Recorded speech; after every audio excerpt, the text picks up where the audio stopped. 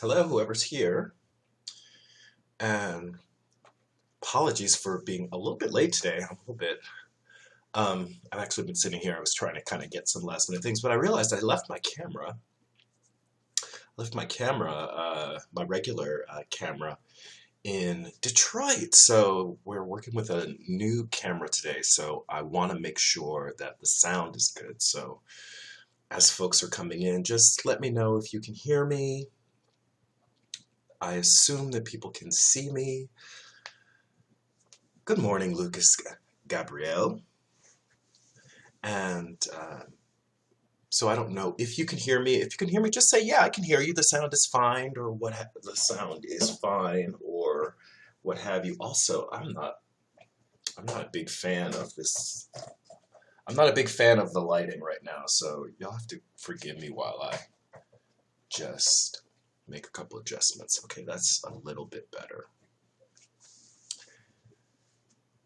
You can hear me. That is great. Thank you, Lucas. And Mike, good morning. Mike on Raw. Welcome. Welcome, Love Light Atlanta.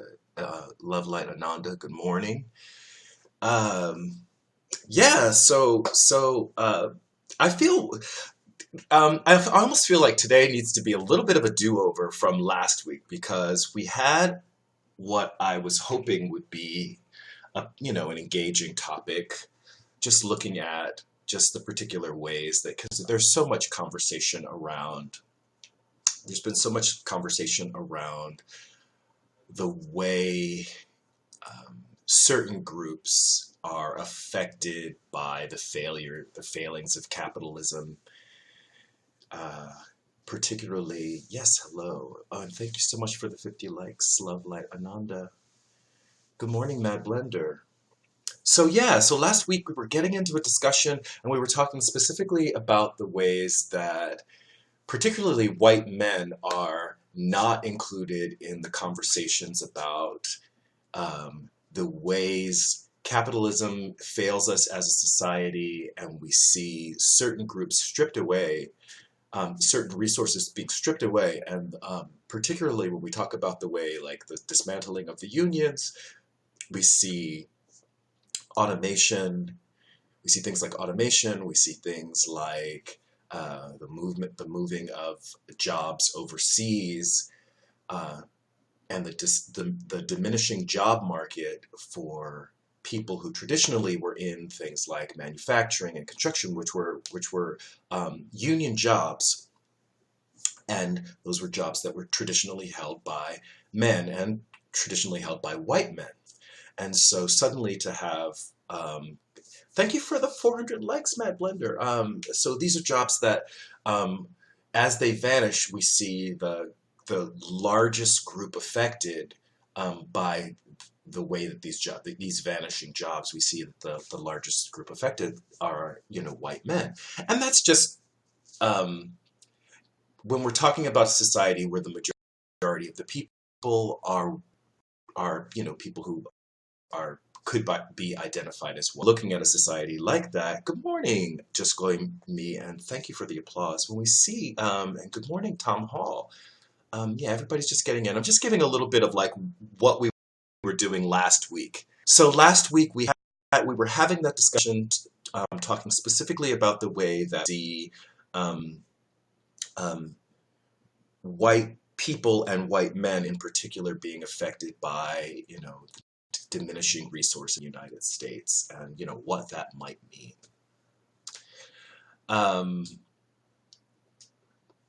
Lucas Gabriel says, Reg, as a millennial,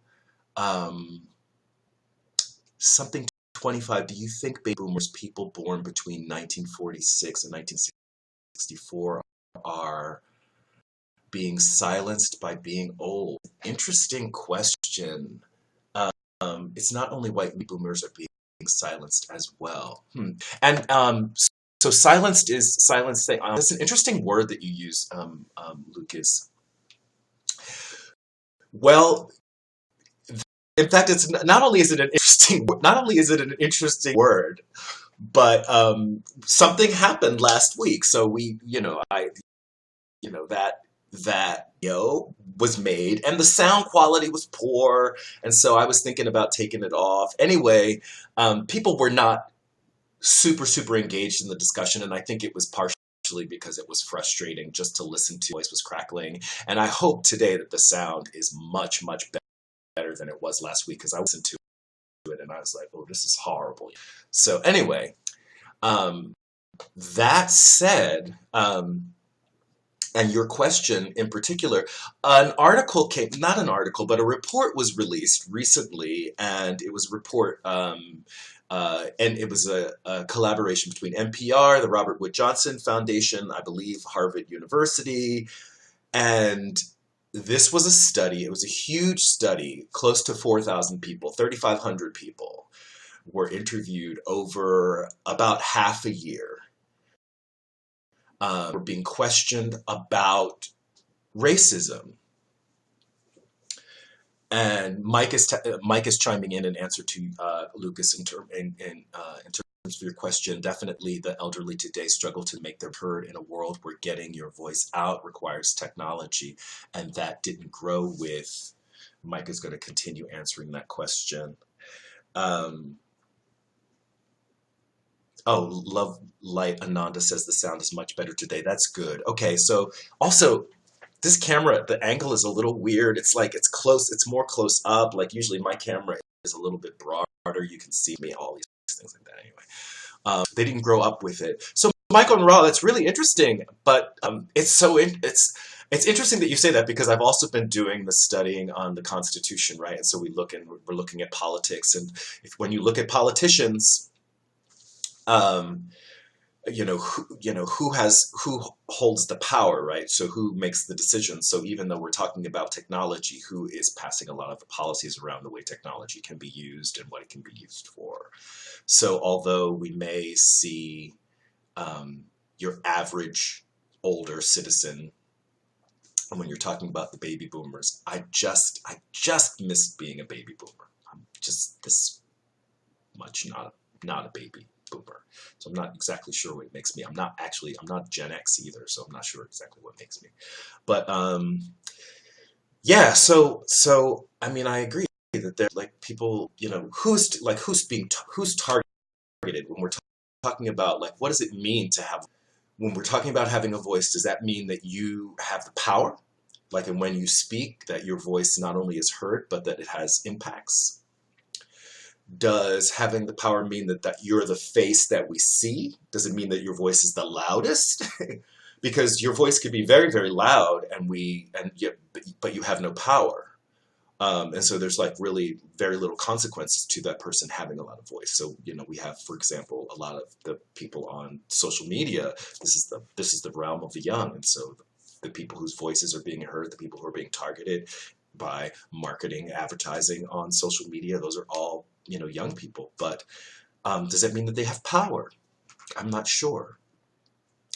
Right, Mike, but technology's only been out since 1992 when Bill Gates created Gateway Computers. So that's 20. So that's a 20-year use. The issue is if you didn't care 20 years and now you do care, the wall is large to overcome. So it's really interesting. Mike Unraw and Lucas are starting a little discussion, and I'm interesting to see how this is going to develop. For example, I didn't get my first computer. That was like my computer till 1996. And I actually used to kind of be afraid of it because things would open. I would open, it was a PC, and I would open Windows and things would continue. I would click buttons and like Access would open up, and then I would be like, what is that? I don't even know what Access is. It turned out later on that I was actually I actually developed databases. I created databases for a big company. I ended up doing that for a big company. But when I first opened a computer, I was terrified of it. And there are a lot of people, I think, that who are my age. I'm in my 50s, and there are a lot of people, I think, who are my age who feel like they're technically capable. I don't know, capable. So I don't know, Mike. In terms of the people being silenced by technology. There certainly are people who are older than I am. There are a lot of people in the world who are older than I am, who marginalized because of technology. But I don't know if that means that they're voiceless. I don't know if it means that they're voiceless. Um, we're on the cusp. We're the first generation to experience American life post. Yeah, it's really interesting, right? To be two when all those things were being passed. That's how I was two when the Civil Rights Act was being passed. Just Glowing Me. I was on the first Apple computer in first grade in 1981. Just Glowing Me, and I still only got my first computer 4 years ago. I hear you. Geraldino, hello. Tyler one. Oops, hello. MB. Mad Blender. Hello, Geraldino. Welcome to the broadcast. I'm going to see who's come in who I've missed and haven't had a chance to say hello to. I think I've said hello to everyone who I can see. I think I said hello to Tom Hall when he came in. Mad Blender. Yes, yes. Just Glowing Me. Yes, yes, yes. So much love and light to all of you. Good, good, good. You can't even interact with the government in some cases unless you know how to use a web browser and a printer. That's really interesting that you say that, Michael and Raw, because I think of interacting with the government as like being able to get a meeting. If you can't get a meeting, my thinking is like interacting with like what is it that you're going to be able to do in terms of dealing with, an official. I don't know. I don't know. I don't want to start us off the rails by talking about something that I'm just not prepared to talk about. I am just not prepared to answer this question.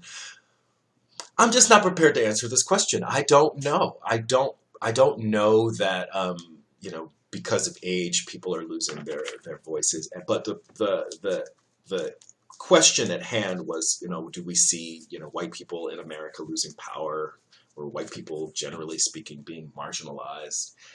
And a big report came out, and the report was really looking at racism in general.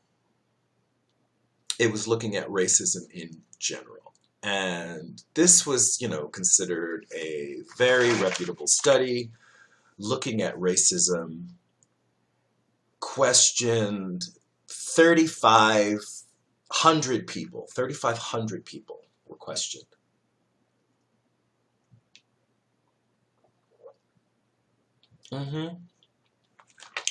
Michael Ross says, I think people, the majority being white, are allowing themselves to be marginalized by holding on to dying industries. Well, listen, catch it. Love Light Anonymous talking about access. Okay, let me get through this. Let me get through this point. Guy, let me stay on a thing. You guys are talking about so many things, and I'm excited about all of them. I want to get back to all of them. But the way that what I was going to say relates to your question about white people losing their voice is that the study came out, the first report came out. The first report specifically looked at the impact of racism, well, the attitudes about racism, specifically African Americans. As the various reports are going to be released, they're going to be focusing on different groups. But this first report focused specifically on racism and the impact of racism on African Americans. And the title of the report was Discrimination in America, Experiences and Views of African Americans. It was released, I believe it was released last Tuesday or the Tuesday before last, depending on, I'm not sure based on the information that I was able to pull said Tuesday, and I didn't check it before I got to y'all, and I'm not going to go searching on my computer now because I don't want to lose all of you. But that said, so this report, Discrimination in America, Experiences and Views of African Americans, was released, but the headlines focused on one little data point that was in the report, or at least in the study, that showed that 55% of white Americans felt like they were the targets of discrimination. And I don't know if anybody watches Philip DeFranco. Philip DeFranco did a piece on Thursday talking about someone responding to the piece. And so now it's like everybody is talking about, just like me, is laughing by you. Trust me, you see me, right? You see me. The report that came out was titled "Discrimination in America: Experiences and Views of African Americans," but the headlines focused on, and USA Today, Time Magazine hit you up on it. Time Magazine hit you on it. The New York Times focused on it. Oh my goodness. USA Today focused on it. So we're talking about major outlets. And then, of course, then the response stories were about the 55% of white Americans. So this 55% of white Americans that felt like they were being discriminated against, the media jumped to share those views. Hey, Negroes MLG, welcome. Oh, happy 21st birthday on Thursday. Lucas Gabriel says, I think we live in a more of an Asian society than a racist, like how Joy Rihar, a baby boomer on The View. I think is it Joy Behar? I'm not sure. On The View, won't give her daughter Eve her job. I'm not sure what that means. I'm not sure what the focus of that. Thank you for becoming a fan. So yeah, just focusing on that. So this story came out. The first report, obviously, they're going to be looking at like different groups. The first report came out. It was looking at African Americans' attitudes, and the stories, however, focused on the tiny data point about white Americans. And apparently the survey's first questions asked all respondents to assess, generally speaking, do you believe there is or not discrimination against the respondents' own group identity in America today? And not surprisingly, Black respondents were nearly unanimous in agreement that there is discrimination. 92% of African Americans responded yes.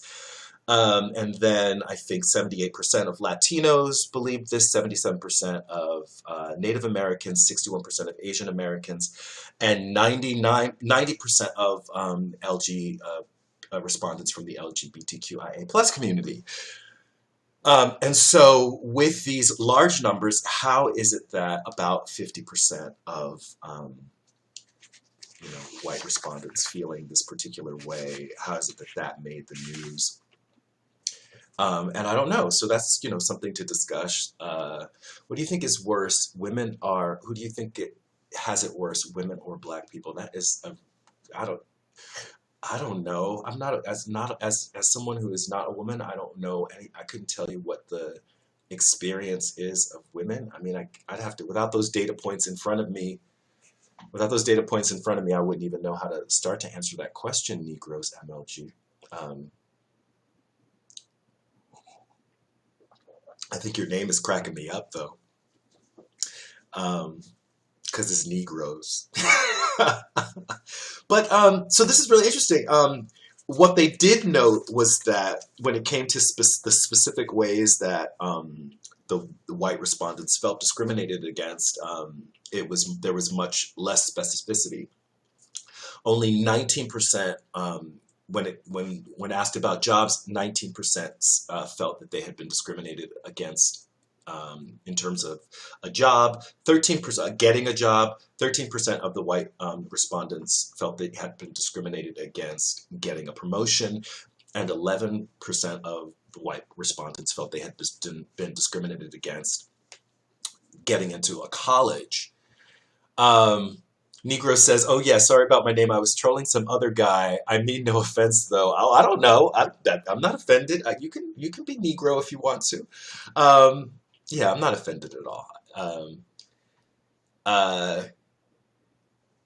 So yeah, so that's just kind of where that's just something that came up. So that's it. That's what I'm throwing out there as the topic of discussion. And I would love again now to have you all offer your feedback. There are plenty of other things going on in the world to talk about, right? There's this ongoing, we have what's ongoing in Syria and the Middle East. We have um, there was a really interesting report uh, from NPR talking about some of the things that are happening now in Africa. We have about 6,000 US troops in Africa right now. That might be something that someone wants to share a little, who's been following those stories, wants to talk about. What was the population used for the study? Nationwide, worldwide, specific states? I'm not sure, Mike on Raw, in terms of the population of the study.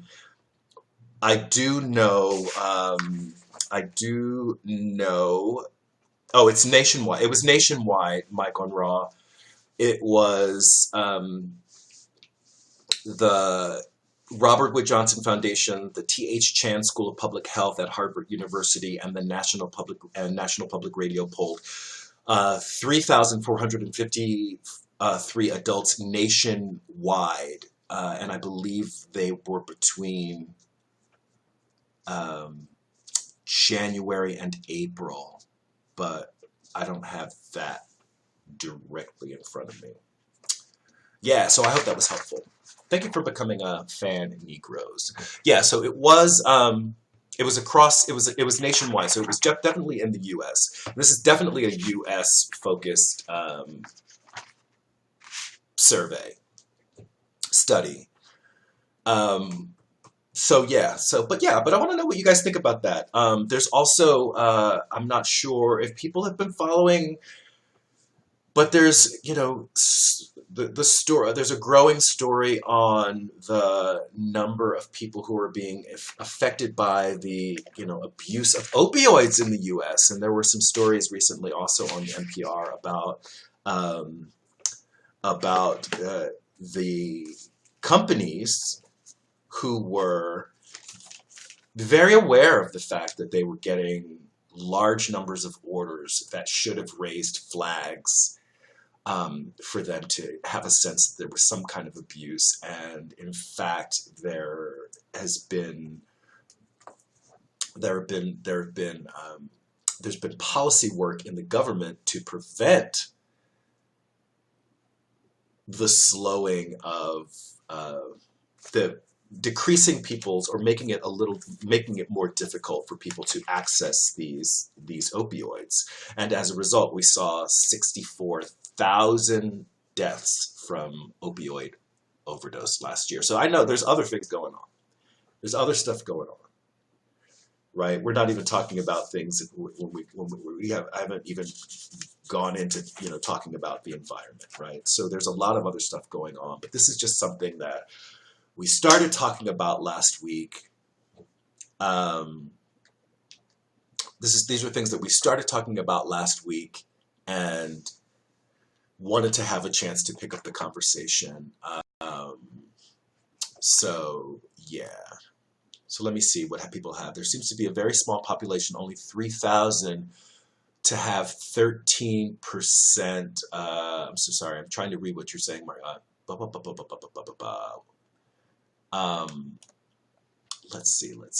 There seems to be a very small population, only 3,000, to have 13% of the white people in that group to feel racial bias in hiring. And it wasn't the racial bias in hiring it was 19% in hiring, and it was 13% in promotion. But of the respondents, Mike on Raw, about 900 of the respondents out of the 3,500 were white. So it was a fair percentage of the respondents were white. About I don't know, if there had been 800 of them, that would have been about a quarter of them. So Negroes wants to know about the Q in LGBTQ, and I think somebody else already answered that about the queer thing, right? Also, just so you know, Negroes, I know that you're just joining us. I often say on my channel and in this that this is not a 10, this is not a 101. So, in terms of basic things that are easy to find out, like, this is I really want this to be a discussion as opposed to like, I'm not here to be the teacher. I'm here to have a discussion with all of you. So let's please uh, keep this about like, what is it about the topic that you'd like to say or to discuss, or like, what are your thoughts on the matter, right? What do you think? And let's respond to each other. And of course, people can feel free to jump in the queue and be a guest if you feel like you have something to offer to the discussion whatsoever. Yeah, so I would love to know, what people's thoughts are on this. Negro says, what do you think of the Somalia bombings? That they're horrible. That they're horrible. I think just in general, what has been happening in Somalia is horrible. I think you're responding to the bombing that killed over 300 people. It's horrible. Lucas Gabriel says the biggest lie they taught in school: not all black people were slaves. Some were black, Chinese, and European from old paintings. Lucas Gabriel, that's an interesting point that you bring up. When we talk about slavery, slavery is an institution that goes way, way, way back into ancient times, and there's all kinds of people who have been, slaves of one sort or another, meaning serving as, basically a free workforce for another group. And the attitudes around slavery have shifted immensely. If you're talking about in the U.S., the makeup of the slave population were predominantly Africans, but we did have other forms of enforced labor. So you had a lot of people initially, about 80,000 people who came to the U.S. from Europe came as part of the penal system. So you had people who were white Europeans who were being sent to the United States to serve in the American penal colonies. And so those people would have been considered slave labor. And even in the United States, when we had indentured servants and we had people who were, just acting as slaves. So when you're talking about slavery, it's a big, complicated topic that likely covers more than people who were just chattel slaves in the United States, right? So I don't think we learn about any of that stuff in school. So you are absolutely right. I don't know if it's the biggest lie that was taught in school. I always feel like the biggest lie around slavery is that we miss the fact that slavery was completely racially based, right? The slavery in the United States was about providing a huge workforce, a reliable workforce, cheap, free labor force, and it was a labor force that continued, right? Even after slavery ended, we still had that free labor force. And we're still looking for cheap, free labor all around the world. Capitalism is hungry, is greedy for cheap labor. So Negro says, obviously horrible, but what do you think maybe spurred these events? I don't know enough about them. I'd love to know what you think.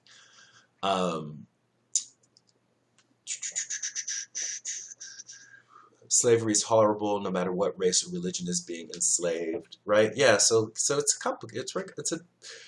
And it's interesting too, because there's the way that people have become slaves is different, right? So there are like nations would go to war with each other, and some of the people, some of the soldiers or whoever would be, people would be captured from one place and taken to another place, and they would become slaves, and eventually those people would become part of the population, right? So that's a way that people built their populations. But you know the 300 plus year 300 yeah, the 300 plus year institution of slavery in the United States was very, very different than any form of slavery that had been in recorded history, right? This idea that you were born a slave and that your children would be slaves and that your children's children would be slaves. And that particular model was very, very different than models of slavery that had existed before. So when we talk about like people were slaves in Africa, you know, we don't know what that looked like. We have no idea what that looked like, right? So, yeah. So, what do people think? What do people want to jump on and talk about? Because I certainly don't want to do all the talking. And if the sound is good, like you guys claim, what do you want to land on? What do you want to? Um,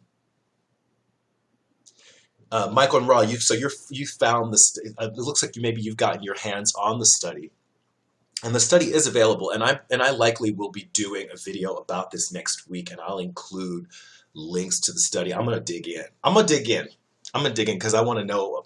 I want to know what's going on. But I'm gonna talk specifically about the way that that the media shifted. Like why? Like ask questions about like why did the media shift its focus from talking about the point of the study, at least based on the title, right?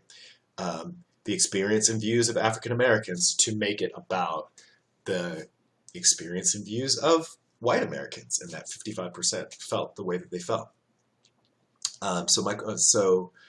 Um, Negroes. Wait, hold on a second. Another school lie.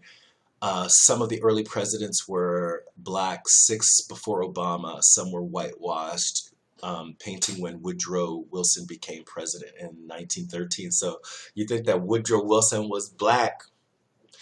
You need to get on here, Lucas Gabriel. You need to get on here and be my guest because I want you to come up in. I want you to talk about this. I want to hear way, way more about this. Um, So Negroes is talking about, have you seen Tanzania deporting lawyers over claims of homosexuality? I did not hear about that. I'm sure there's a lot of horrible things going on all over the world to people to be homosexual. Some of them right here in Brooklyn, some of them around the corner from my house. Um, Michael Ross says, telephone polls always get old people these days, or at least most people not currently in the workforce. So, Michael and Raw, are you thinking that that it was because it was done by phone, because it was likely done by phone, that we're talking about people who were older who were included in the study? I wonder if they did record. Yeah, like I said, I want to really dig in, uh, Mike and Raw. I really want to dig into the study and get as much information as possible. But I also want to, I might actually have to call some people and find out how that headline shifted. Obviously, somebody decided to jump, and that the headline was about the 55% of white respondents feeling that they were the targets of discrimination, and then of course that everyone followed. So I'll have to go back and look at whose story broke first and who have and what have. You said you noted that NPR had to correct their headline. Just Glowing Me says it's a deflection. It's interesting. It is a deflection, but it's a deflection that in some ways draws our attention to. It's a deflection, Just Glowing Me, that draws our attention to a larger issue, right? Like what can we have a public discourse about? Like, can we finally have a public discourse on race in the United States that doesn't simply boil down to black versus white? Because this was not a simple black-white thing, right? But it just ended up, being completely usurped in the media.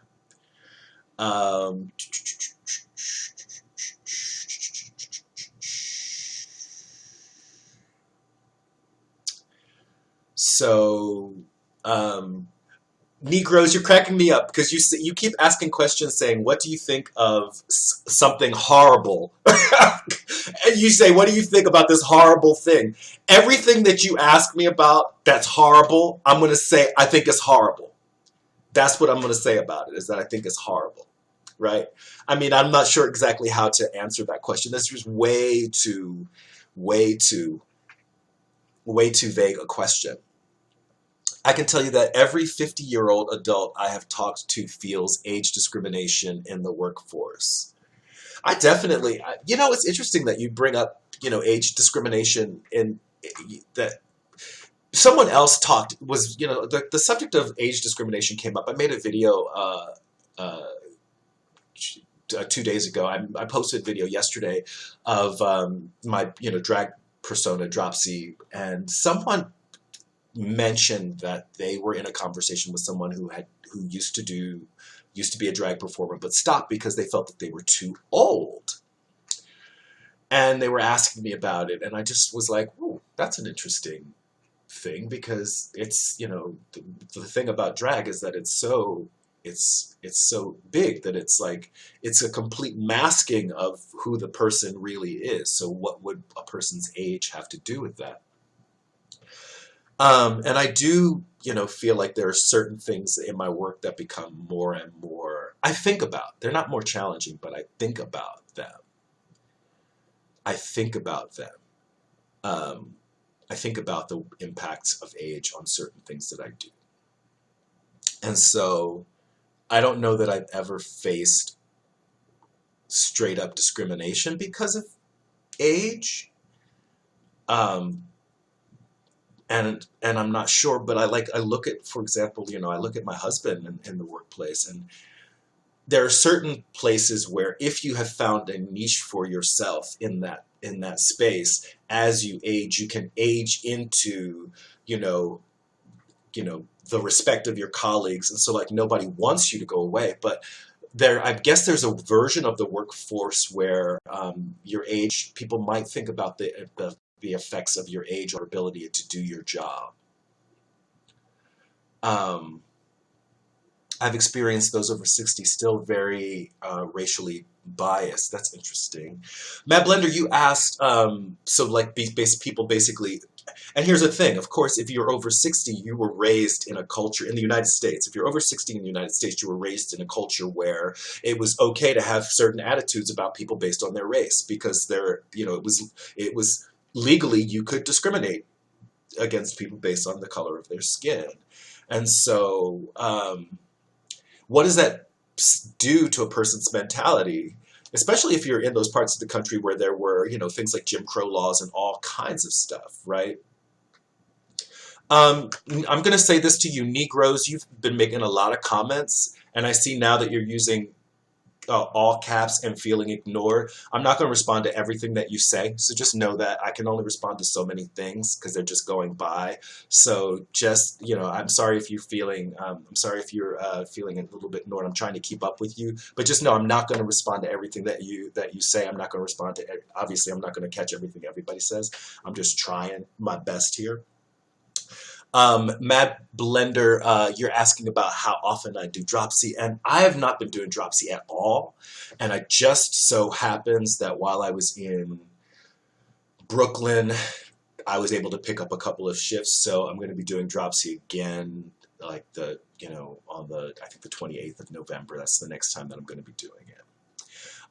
So yeah, so that's the next time Dropsy will happen. And what was terrible with this last time that I did Dropsy was a big part of it was I was going to do this unboxing of these new products. That was the whole point, was to do the unboxing of these new products that were these cruelty-free makeup products from YouNow.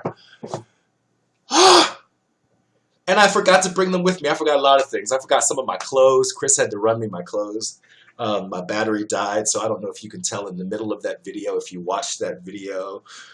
Yes, I will. I definitely do. I will tape the unboxing. But I meant to do like an unboxing while I was getting ready. It was a whole thing, and it just didn't work out that way.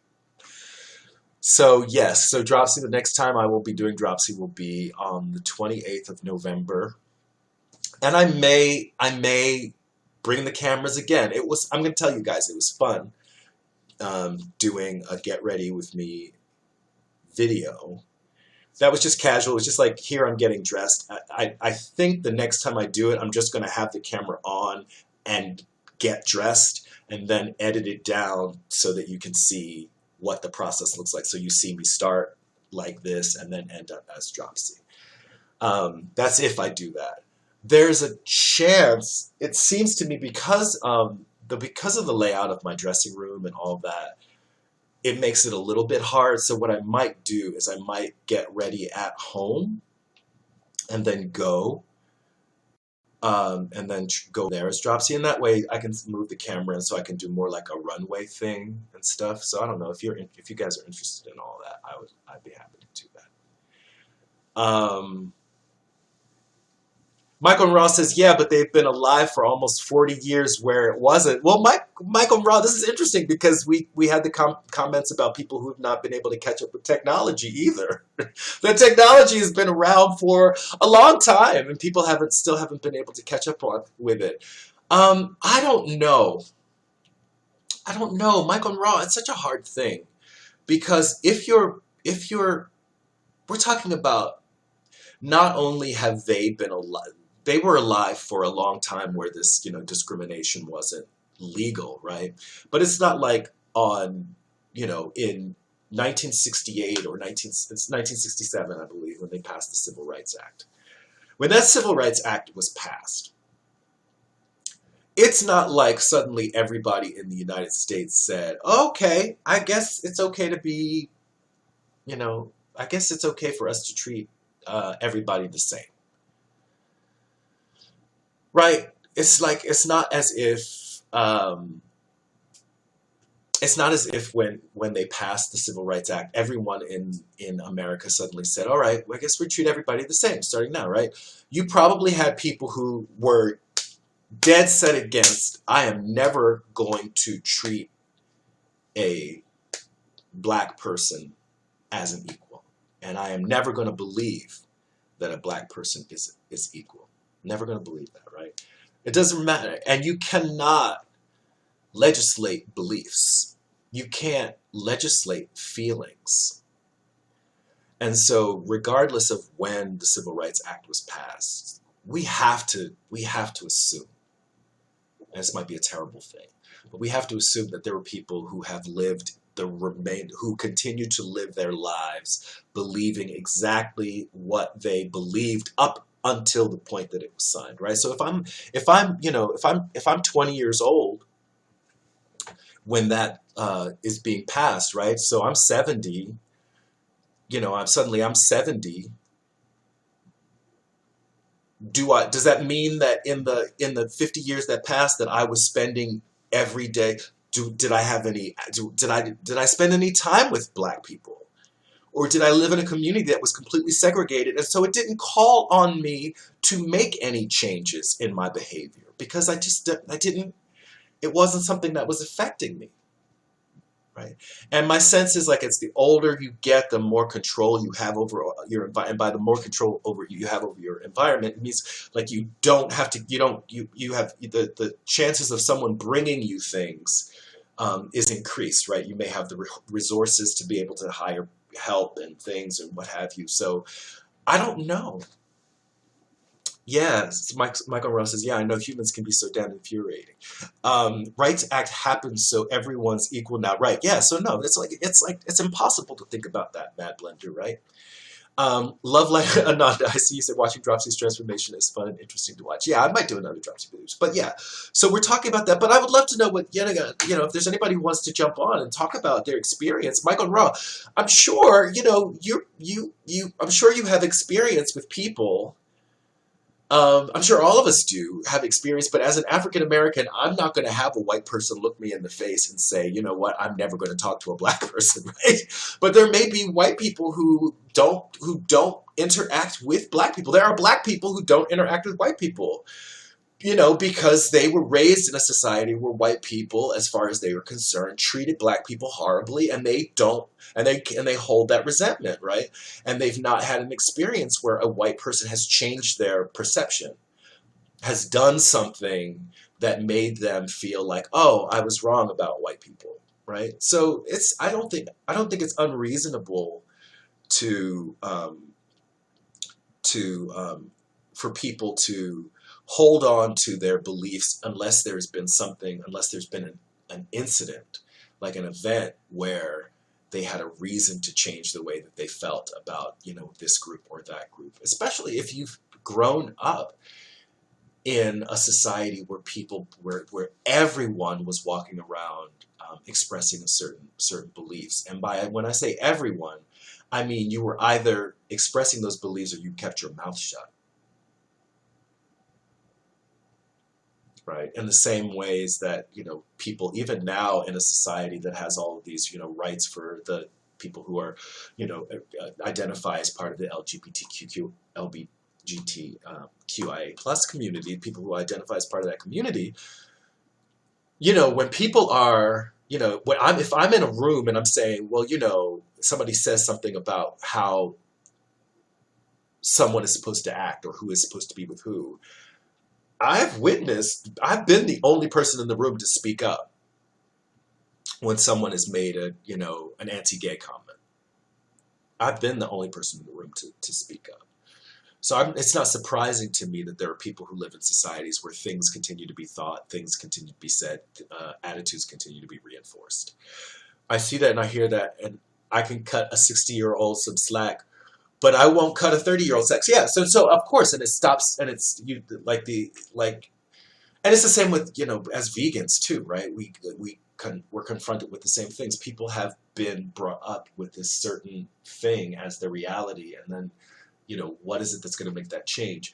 But if you're 30, if you're 30, you've never lived in a world where it was considered acceptable in the mainstream to discriminate against someone. You've grown up in a world where, for as long as you've lived in the United States, it's been illegal to discriminate to people based on the color of their skin. And a vegan called Quest is here. Love Light Ananda says, I'm like, y'all have multicultural, multiracial grandchildren. Yeah, this is true, right? So this is true. It happens, all the time, right? Where people have, and still can't figure it out. Lucas Gabriel says, I had discrimination once at a Jewish synagogue for not being fully Jewish, even though my DNA test says I'm around 50%. What does that look like? It's interesting because I have thoughts about the way people look at the Jewish faith, the Jewish culture, and the ways that very quickly disappears. Sort of like it very disappears from the discourse. For example, when we talk about, when we're having conversations about, and this is a huge shift, but this is a huge shift. Vegan Call Quest, thank you for inviting 964 fans to this broadcast. It's okay that you're late to the party. You're earlier than normal. Usually you're getting here in like the last 5 minutes, but don't worry about it. So you're here. Just so you know that we were having a conversation about that article that came out, the study that came out last week that was supposed to be looking at attitudes of African Americans around racism that became headlines about 55% of white Americans that feel that they are discriminated against because of their race. We've gone through that. We're not really running with it, but we are still having kind of a conversation about discrimination and how people how can people continue to be racist in a society where it's illegal to discriminate against people based on the color of your skin. How do people manage to hang on to racial attitudes? And we were talking about the fact that as people are, as we look at the older and older populations, we see greater and greater occurrences of people being racist. And this is at least what Michael Raw was presenting. And I believe that those numbers do play out. I mean, I've done some research through Pew, from the Pew Center, looking at attitudes about race. And I'm sure any of you can go and just Google the Pew Research Center and look at their studies on racism, and there are several of them there, and you can get a lot of information about that. But the recent study, by the way, if you can call Quest, was an NPR study that was done in conjunction with the Robert Wood Johnson Foundation and the T.H. Chan School for Public Health at Harvard University. Yeah, so we've just been talking about that. I think the last thing that was thrown out was, I was talking about the way Jewish identity gets really removed from some of these discourses. And it was a sharp change of direction, because I was thinking about like the skeptics community that's always talking about the skeptics community focused on, the existence of God, right? And debunking religion. And even though I don't hear that much of it, you do hear kind of anti-Christian stuff. And you hear general stuff about the existence of God. And you certainly hear enough things, people railing against, Islam and Islam. But I rarely hear, and it seems odd, it struck me as odd. I woke up this morning, in fact, thinking about this. I rarely hear people talking about Jewish faith and like mocking Jewish faith. And I don't want to, I would mock, I'm not about mocking anybody's faith, but I'm just wondering, what is it about,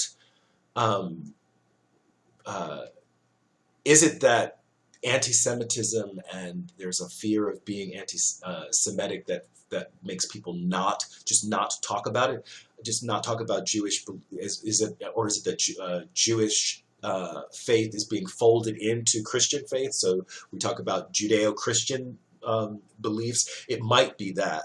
And I shouldn't say that nobody talks about Jewish faith or says anything negative about being Jewish, because there is a fair amount of anti-Semitism, specifically on social media and on YouTube. We remember I think it was last fall, where we had several people who were making sort of like who were basically saying that the Holocaust deniers, right, who were present. But I don't know. That's neither here nor there. But for this study, for example, that looks at discrimination in the United States, doesn't talk about faith. Doesn't talk about faith.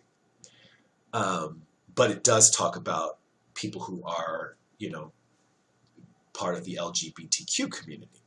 It talks about race and talks about people being members of the LGBTQ community.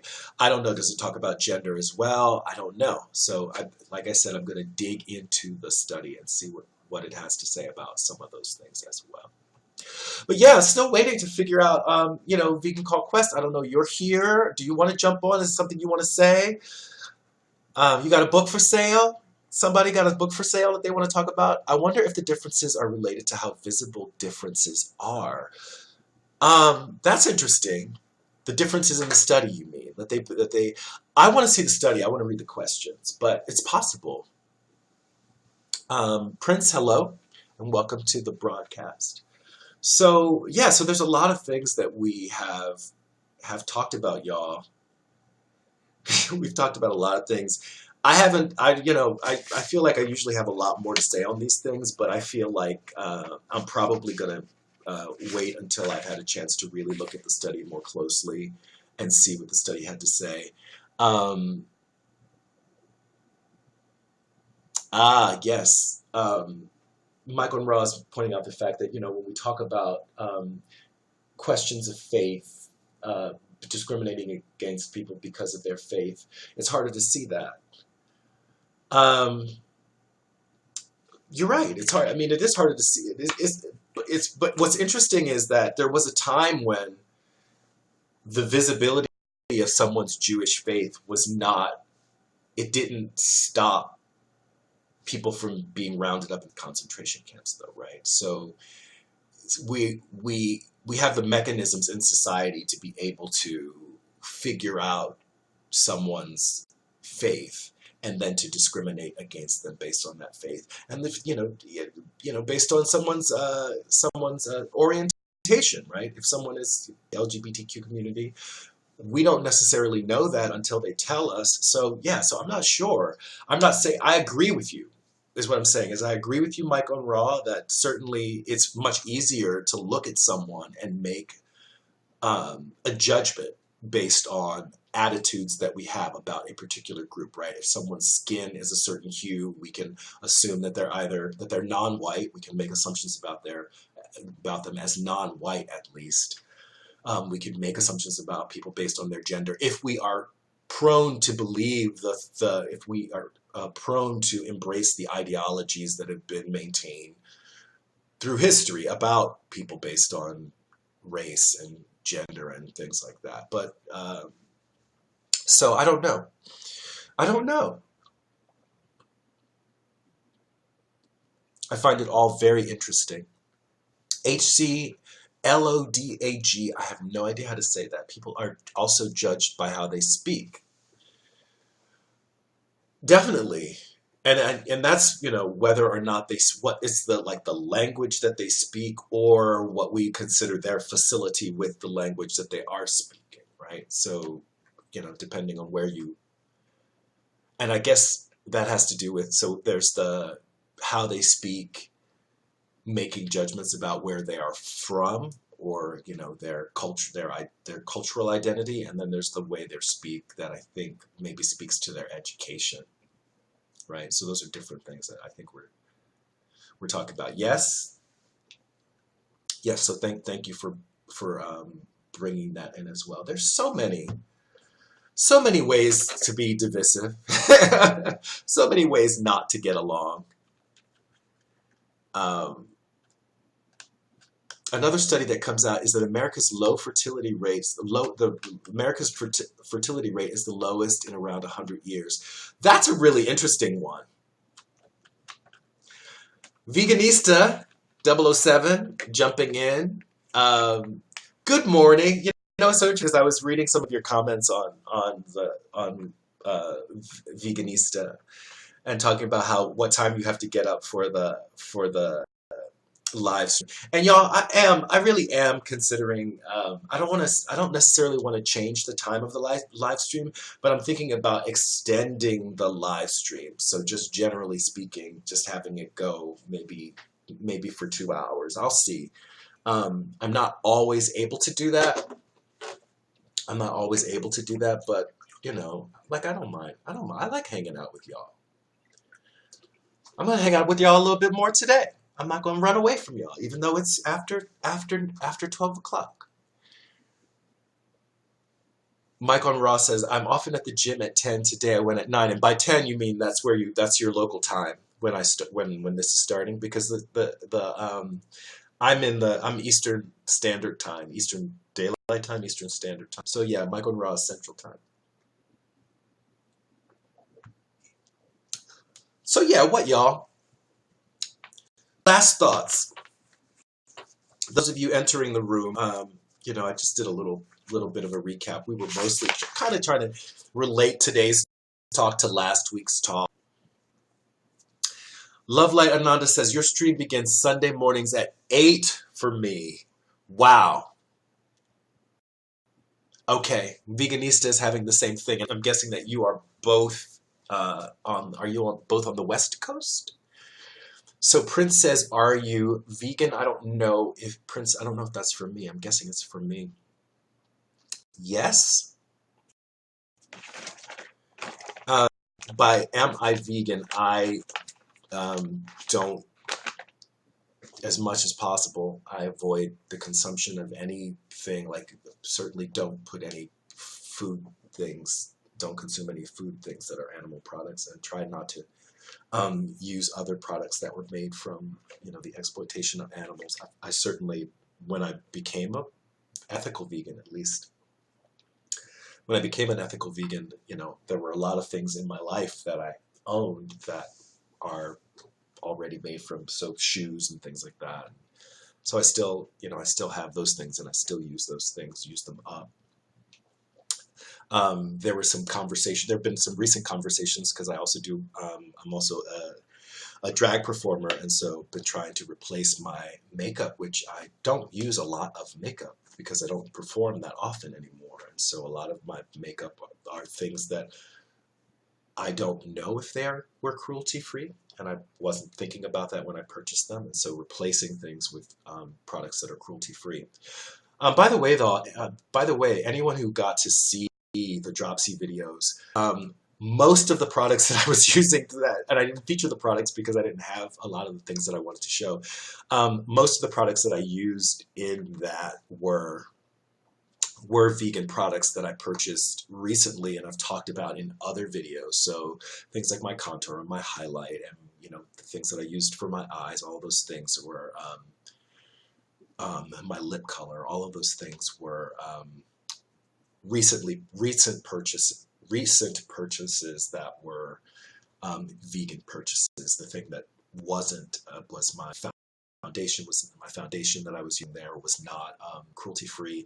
I'm still using the same banana powder from Ben Nye. That's not cruelty free. I have a liquid liner that's from Ben Nye that is probably not vegan, or at least was probably tested on animals. So yes, so what? Let's finish off. I would love to finish off with at least one guest, and I'm not going to hold people hostage or anything like that, but I could jump off now and get to my day. I actually have Chris and I are finishing up a grant today, and I'm also going to be doing some binge watching of the show Stranger Things. I don't know if you all are a fan of the show Stranger Things, but that's going to happen. Lucas Gabriel, thank you so much. Lucas Gabriel says, "You're a cool person, Reg." Thank you. That's very kind of you. So, but I would be happy to have someone come on and talk to the people, just to have a chance to connect with one of you. Just wrapped up Stranger Things last night. Okay, Mike on Raw. All right, we gotta talk about this. Mike on Raw, you just said you just wrapped up Stranger Things last night, which means you binge watched because they didn't air it until no spoilers, but they didn't air it until when you said you just wrapped up Stranger Things last night. Did you did you wrap up season 1? Okay, 3 per day. Okay, so 3 per day, because they released it on Friday, yes. So Friday, Saturday, Sunday. So that wasn't really 3 per day. Because was it Friday or was it on? Yeah, it was Friday. So Friday is when they released it. So you had Friday, you had Saturday. So you really. Michael Raw, please don't have any shame about this. We started it yesterday and we tried to get through the whole thing, but I fell asleep on like episode 5. So I'm gonna let you know that I'm a binge watcher when it comes to certain things. And yeah, we plan to finish it today. Vegan Call Quest says we did 5 episodes yesterday too. So now we're completely, I don't want to say we're off the rails. And also, you guys, I want to spend a little bit more time talking about fun things like this with y'all too. So things like Stranger Days. I will ask you this, Mike on Raw. Did you enjoy it? Was it a satisfying season for you, or did you feel like what?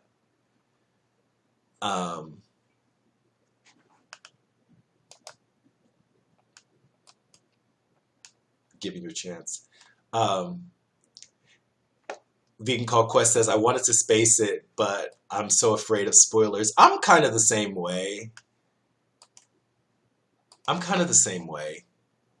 I don't like spoilers. I like to see if there's something that if there's something that I really care about, I want to see it before anybody else has a chance to ruin that for me. You enjoyed it. Great. I'm going to say this. I'm enjoying it. I'm probably going to go back and watch episode 5 again because I may have been nodding in and out because I was pretty tired. And I know that usually when Chris turns the stops things from playing, it's because I was asleep. Yeah, Vegan Conquest says that show does the most amazing job of creating atmosphere. It really does. I really enjoy it. I really enjoyed the first season in particular. But I also find that it's just in terms of like it's surprising, right? It's surprising to me. Speaking of surprising, have any of you seen a film called Afflicted? Um, there's a film called Afflicted. Veganista ask, have you ever watched The Colored Museum by George C. Wolfe? Hell yes. I love The Colored Museum. I love The Colored Museum. I think I saw The Colored Museum the first time in like 1980, like 1982 or something like that when it was first done, and I've just been in love with it ever since. I think that yeah, I really love The Colored Museum. Um, yes. So Veganista, why are you asking about The Colored Museum? Is there like a new movie of The Colored Museum or something, or is it being produced somewhere near you? So, all right. So I'm going to recommend Afflicted. Uh, Veganista said I saw it in 1989. Yeah, yeah. When people hadn't quite heard of George C. Wolfe. Yes. So the Colored Museum, if people don't know the Colored Museum is a play by George C. Wolfe, and it's a collection of exhibits, and those exhibits are based on stereotypes of African Americans, and George C. Wolfe manages to kind of flip those stereotypes and have those stereotypes kind of come to life and take on meanings and lives of their own, and all of them managing to reveal themselves. And I feel like a fair number of them are based on like tropes. Like one of the sections of it is called "The Last Mama on the Couch" play, I believe, and it's based on kind of the Raisin in the Sun and these plays where basically it's Mama sits on the couch and the family swirls around her or what have you. But yeah, so it's Colored Museum. In terms of Afflicted, I watched it. It's kind of a horror film, but it's not so much a horror film. It's a horror film that's kind of turned on its head. The film is basically two friends that are going around the world. They're doing a world trip because one of them discovers that they are sick. They have a sort of a thing in their brain that at any moment they could die. And so they decide that they're going to go on this around the world trip, and they're vlogging the whole thing. So the whole film is, captured vlog style.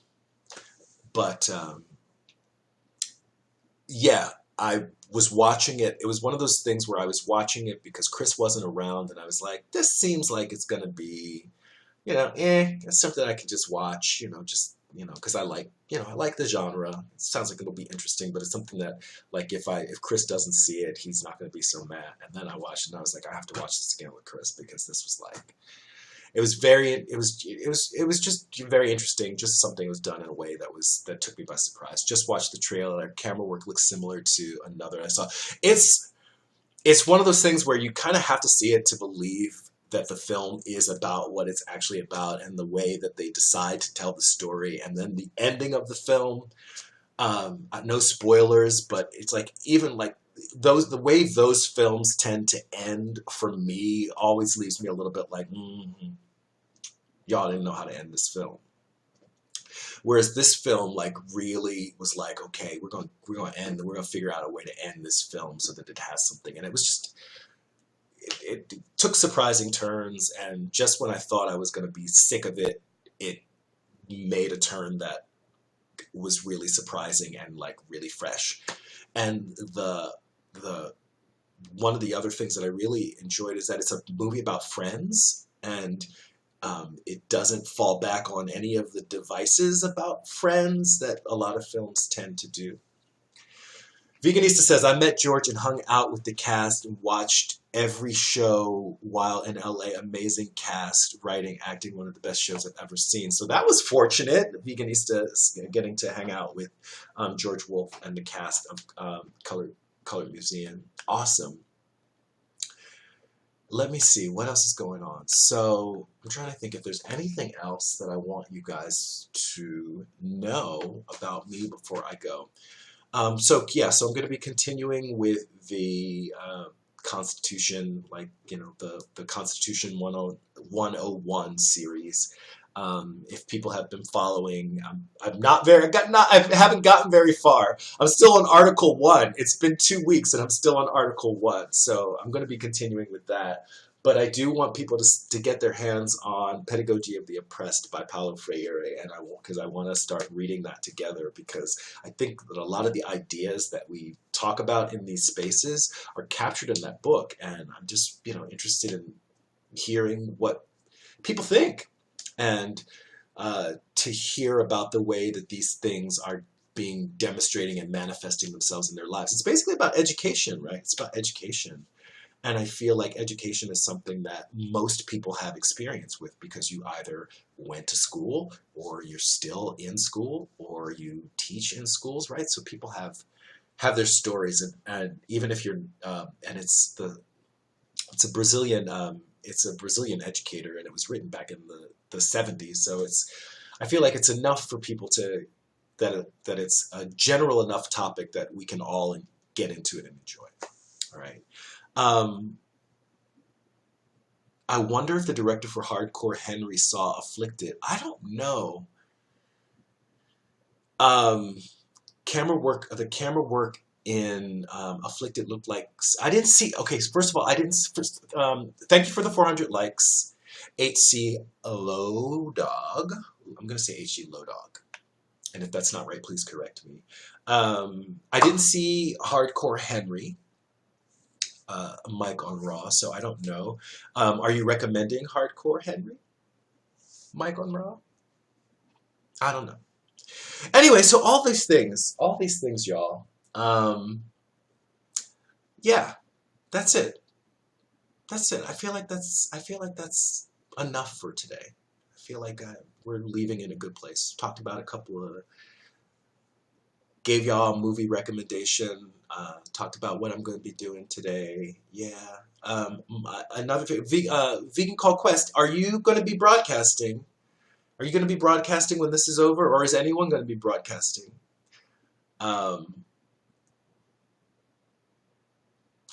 Do I want to see a castle? Yeah, probably. I mean, yes. So, all right, y'all. I'm gonna go. I gotta go. I've enjoyed the time that I spent with you all today. You know where to find me, right? You can always go and check out my YouTube channel, and you know, if you check out my YouTube channel, you can even figure out how to get me. You can get me on my social media, all that stuff like that. It's been fun starting the day with all of y'all. It's time for me to get at it. But I will keep you guys posted on things that are going to be happening. Please do check out the channel, and I hope to see all of you here next week or in various other places. Yeah, that's it for this video. If you're watching it on YouTube, like it. If you like it, share it, comment, subscribe. This is Reg signing off. Love yourselves. Peace.